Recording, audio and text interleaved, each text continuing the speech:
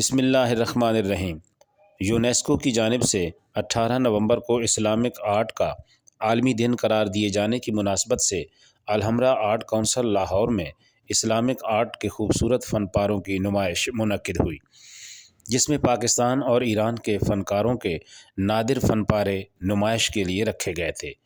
نمائش کا اہتمام معروف آرٹسٹ جناب شفیق احمد فاروقی اور جناب عرفان احمد قریشی نے کیا۔ اس موقع پر Lahore chamber of commerce and industries کی ایگزیکٹو ممبر اور معروف سماجی شخصیت فردوس نثار کھوکھر نے تمام مہمانوں اور فنکاروں کا والہانہ استقبال کیا۔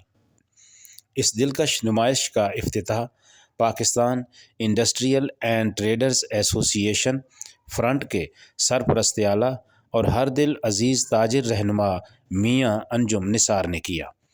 ان عمدہ فن پاروں میں اسلامک آرٹ، ثقافت اور تہذیب کو خوبصورتی کے ساتھ اجاگر کیا گیا تھا۔ نمائش کو زندگی کے مختلف شعبوں سے تعلق رکھنے والے افراد نے دیکھا اور فنکاروں کے فن، محنت اور لگن کی تعریف کی۔ اس موقع پر تاجر رہنما میاں انجم نثار نے میڈیا سے گفتگو کرتے ہوئے کہا کہ اسلامک آرٹ کے عالمی دن کے موقع پر الحمرا آرٹ کونسل لاہور میں پاکستان اور ایران کے فنکاروں کے عمدہ فن پاروں کی نمائش ایک بہترین عمل ہے۔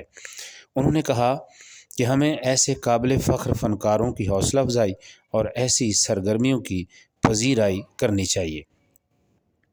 اس موقع پر معروف ادیب و خطیب جناب منشا قاضی، اسلامک اسکالر جناب طارق شریف زادہ، شاعر ولید احمد فاروقی، سماجی شخصیت شائستہ ریاض احمد، عبدالسمیع، الحاج شبیر احمد اور ایرانی وفد کے ارکان موجود تھے۔